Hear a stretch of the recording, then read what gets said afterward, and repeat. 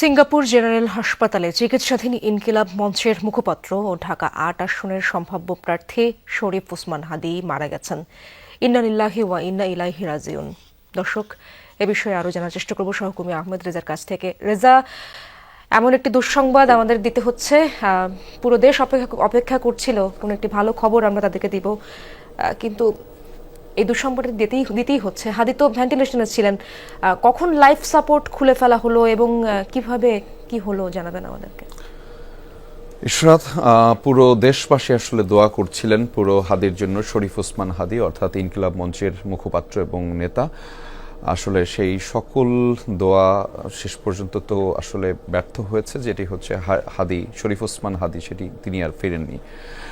অর্থাৎ বাংলাদেশ সময় রাত 9:30টার দিকে আসলে তার লাইফ সাপোর্টটি খুলে ফেলা হয়েছিল এবং সেটি আসলে নিশ্চিত করেছেন তার চিকিৎসক, যিনি বাংলাদেশের পক্ষে ছিলেন, ডাক্তার আব্দুল আহাদ। তিনি আসলে তেমনটি জানিয়েছিলেন এবং পুরো দেশবাসী নিশ্চয়ই এই সংবাদে বিমর্ষ। এবং আমরা তো সবাই দেশবাসীর যেই কথা আমরা শুনছিলাম, মূলত সবাই শরীফ ওসমান হাদীর জন্য দোয়া করছিলেন দীর্ঘ সময় ধরে, তার সেজন্য ফিরে আসে সবার মধ্যে আবারও, এবং তার যেই বক্তব্য, তার যেই মানুষের পাশে থাকার যে কথা, সেগুলো যিনি তিনি আরও একবার বলেন, রাজনীতির মঞ্চে মানুষের জন্য কথা বলা, দেশের জন্য কথা বলা, সেটি যেন বলেন, সেটি আসলে হয়নি।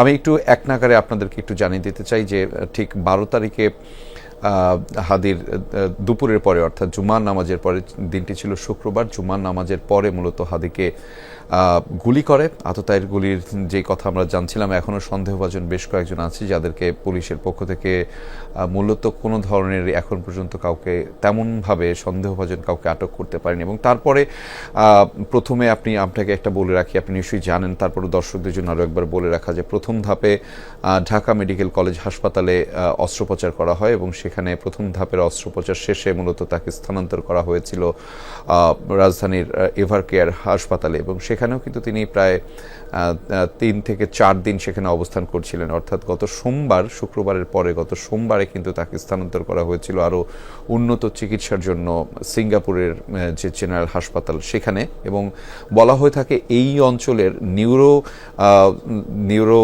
সার্জন বা নিউরো যেই সমস্যা রয়েছে, সেই সমস্যার জনিত সমস্যার সমাধান হিসেবে এই সিঙ্গাপুরের জেনারেল হাসপাতালটিকে সবচাইতে বেশি সাফল্যমণ্ডিত ধরা হয় এবং সেখানেই হাদিকে সর্বোচ্চ চিকিৎসার মাধ্যমে দেওয়া হয়েছিল। আমি একটু চিকিৎসকদের বরাত দিয়ে বেশ কয়েকটি তথ্য দর্শকদেরকে জানাতে চাই যে চিকিৎসকরা কিন্তু গুলি লাগার পরপরই জানাচ্ছিলেন যে হাদির গুলি লাগার পরে তার যে ব্রেন স্টেমটি রয়েছে, সেই ব্রেন স্টেমে কিন্তু সেই আঘাতটি করেছিল। অর্থাৎ একটি ব্যাপার আমি আপনাদেরকে একটু জানিয়ে রাখতে চাই যে ইশরাত, যে গুলির ধরনটাই ছিল কিন্তু কানের সামনের অংশ থেকে, অর্থাৎ এই আমরা যেখান থেকে দেখছি সেটার সামনে থেকে যদি লাগে এবং সেটি সরাসরি গিয়ে ব্রেইনে আঘাত করেছিল এবং তখন থেকেই কোনো না কোনোভাবে তার ব্রেইনটি আর কাজ করছিল না, সেটি কিন্তু বারংবার চিকিৎসকরা জানিয়েছিলেন এবং তাকে ভেন্টিলেশন সাপোর্ট বা কৃত্রিমভাবে তাকে শ্বাস প্রশ্বাসের মাধ্যমে রাখা হয়েছিল, সেটি কিন্তু বারংবার চিকিৎসকরা জানিয়েছিলেন। এবং সেই যে চিকিৎসকদের যে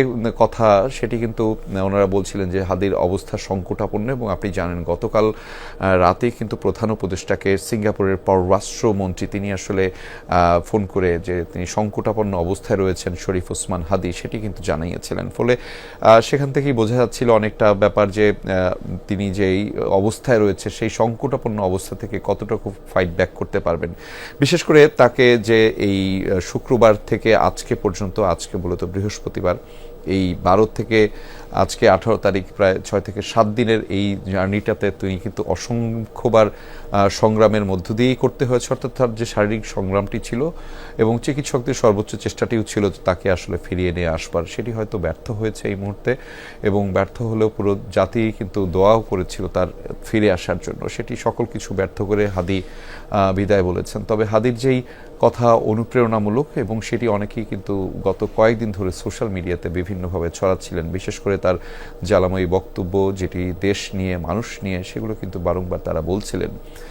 কিন্তু চিকিৎসকদের ভাষ্যমতে যেটি বলা হয়েছিল যে তার ব্রেইন ড্যামেজ বা ব্রেইনের ক্ষতিটা যে পর্যায়ে হয়েছে, সেটি আসলে সেখান থেকে ফিরে আসাটা অনেকটা কঠিন এবং মিরাকেল। আমি দু একজন চিকিৎসকের সাথেও কথা বলছিলাম, মূলত ইশরাত, তারা যেমনটি জানিয়েছিলেন যে এই সমস্ত রোগীর ক্ষেত্রে তাদের প্রথম ধাপে যে 48 থেকে 72 ঘন্টার একটি অবজারভেশনে রাখতে হয়, সে সময় আসলে অনেক সময় অনেক রোগী রেসপন্স করে, কিন্তু দুঃখের বিষয় যেটা হচ্ছে যে প্রথম 48 ঘন্টা থেকে 72 ঘন্টায় হাদি কোনোভাবে কোনো ধরনের রেসপন্স করেনি। অর্থাৎ তার গুলি লাগার পরের যে সময়টা, যে 48 ঘন্টা, সেটি খুবই গুরুত্বপূর্ণ ছিল এবং 48 থেকে 72 ঘন্টার মধ্যে তেমনভাবে রেসপন্স, অর্থাৎ শারীরিকভাবে রেসপন্সটি তিনি কিন্তু করেননি, এবং তাকে যে কৃত্রিমভাবে যে ভেন্টিলেশন বা শ্বাস প্রশ্বাসের প্রক্রিয়া করা হচ্ছিল সেটি দীর্ঘ সময়, এবং এই যে স্থানান্তরের প্রক্রিয়া ঢাকা থেকে সিঙ্গাপুর, সেখানেও কিন্তু সেই আমরা দেখি যে কৃত্রিমভাবে শ্বাস প্রয়োগের মাধ্যমে, শ্বাস প্রশ্বাসের ত্বরান্বিত করবার মাধ্যমে তাকে আসলে